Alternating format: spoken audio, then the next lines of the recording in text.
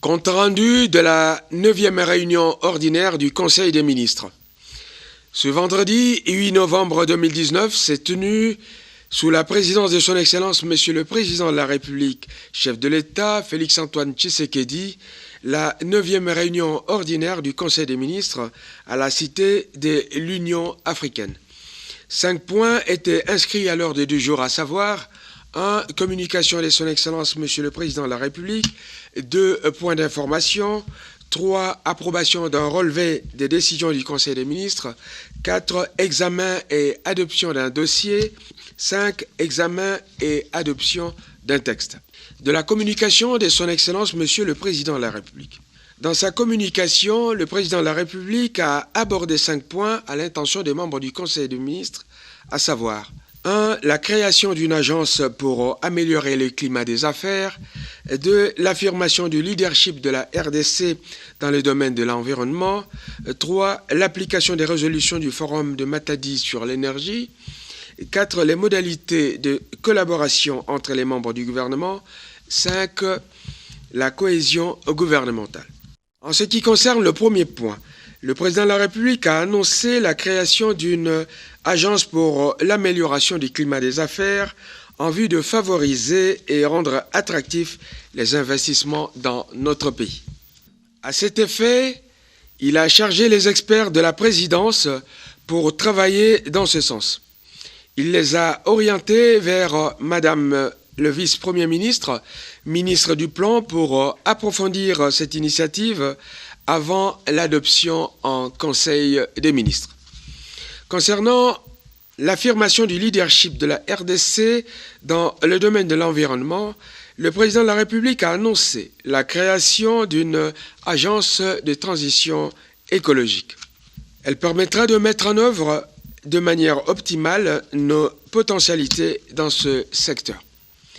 Le ministre de l'Environnement a été invité à s'y impliquer en s'inspirant des expériences des autres pays dans ce domaine. S'agissant de l'application des résolutions du Forum de Matadi sur l'énergie, il a invité instamment le gouvernement à les mettre rapidement en œuvre, notamment celles relatives à l'autorité de régulation en installant ses animateurs. Pour ce qui est des modalités de collaboration entre les membres du gouvernement, le Président de la République a invité ceux-ci à travailler de manière collégiale en évitant tout acte ou comportement contraire au principe de solidarité gouvernementale. Abordant enfin le point relatif à la cohésion entre les membres du gouvernement, le chef de l'État a rappelé les recommandations qu'il avait formulées lors de la 8e réunion du Conseil des ministres, selon lesquelles, lorsqu'on entre au gouvernement, on n'a pas de couleur politique. La seule obligation à laquelle est astreint le ministre, c'est celle de respecter et d'appliquer le programme du gouvernement qui a été présenté par le Premier ministre, chef du gouvernement, et inspiré par le Président de la République. Les membres du gouvernement sont exclusivement au service de la nation dans l'exercice de leurs fonctions. 2. Des points d'information. Vice-premier ministre de l'Intérieur, Sécurité et Affaires coutumières. De l'État et de l'administration du territoire. En l'absence du vice-premier ministre, ministre de l'Intérieur, Sécurité et Affaires coutumières, le vice-ministre de l'Intérieur a affirmé que de manière générale, un calme relatif régnait sur l'ensemble du territoire. Toutefois, quelques faits saillants ont été rapportés. Ainsi, à l'est de la République, on note la poursuite de la traque de groupes armés par les forces armées congolaises.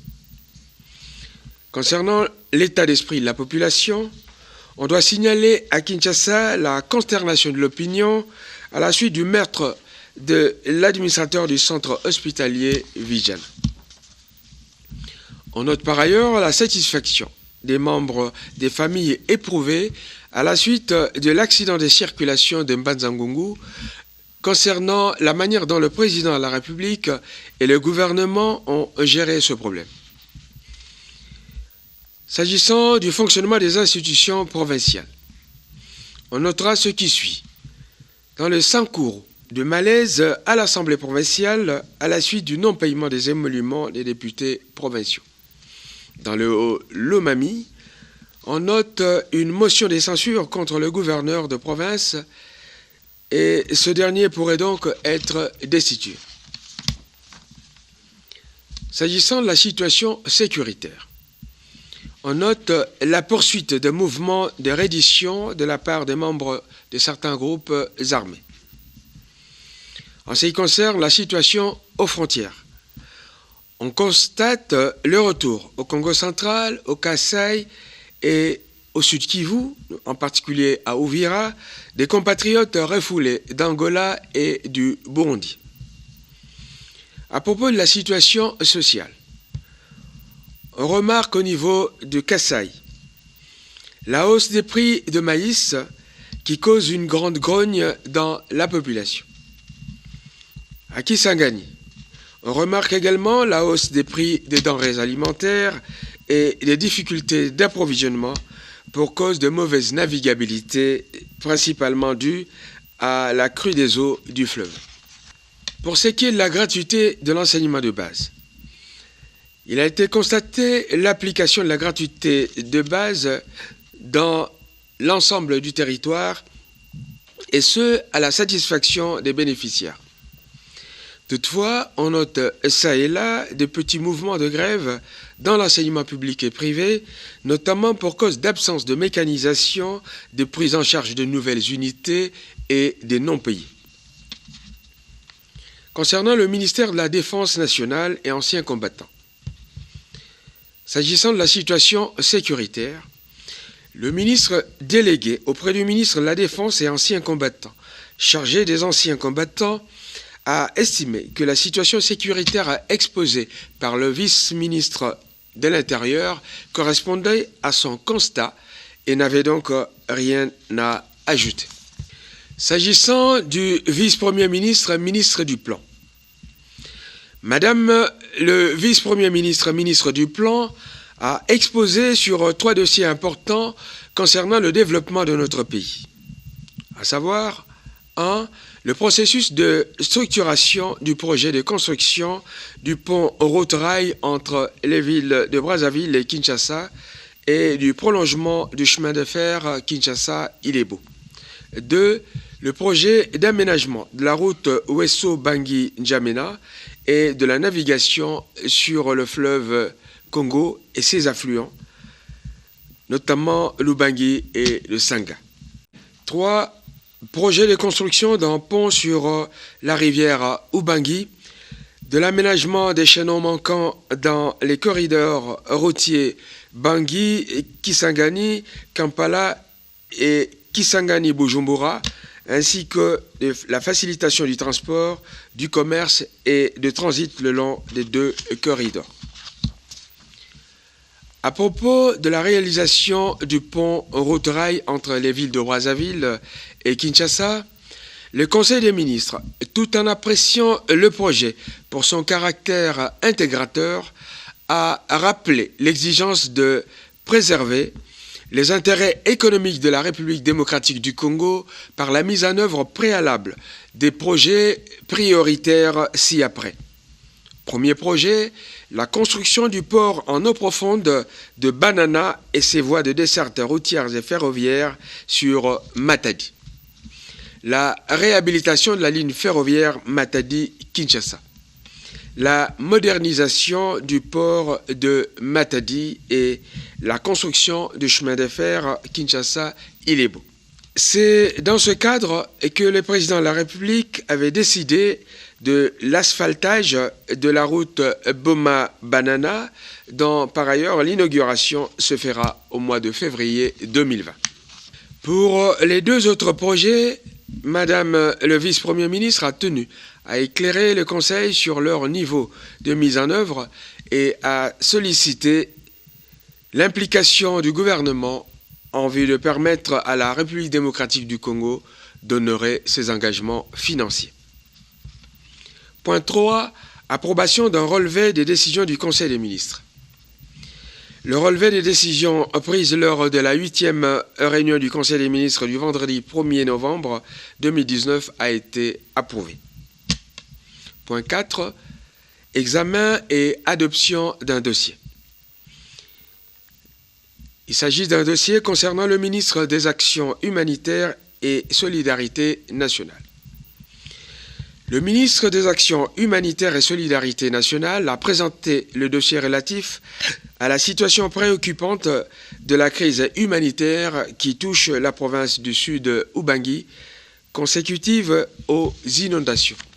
Cette catastrophe naturelle a créé une situation humanitaire préoccupante et critique tout le long de la rivière Ubangui, où la destruction et la vulnérabilité de la population affectée ne cessent de s'alourdir. Il a donné le bilan enregistré notamment dans les villes de Zongo, Libenge et le territoire de Kungu. Après débats et délibérations, le Conseil des ministres a réitéré sa détermination à venir en aide aux sinistrés de quelque bord qu'ils soient. À ce sujet, le Conseil a demandé au Premier ministre d'instruire le vice-premier ministre, ministre de l'Intérieur, Sécurité et Affaires coutumières, qui préside le comité chargé des catastrophes, de réunir tous les ministres concernés par cette problématique afin notamment d'adopter rapidement un budget en faveur des populations éprouvées du Sud Ubangui. Le Conseil des ministres a décidé également de consacrer la même attention aux autres cas de sinistres, notamment le cas des dizaines de milliers de déplacés dans les hauts plateaux du Sud Kivu. 5. Examen et adoption d'un texte. Il s'agit du texte présenté par le ministre des Mines. C'est un projet de décret portant statut, organisation et fonctionnement d'un établissement public dénommé Fonds minier pour les générations futures, en sigle FOMIN. Ce projet de décret a été adopté. Commencé à 16h50, la réunion s'est terminée vers 20h. Je vous remercie.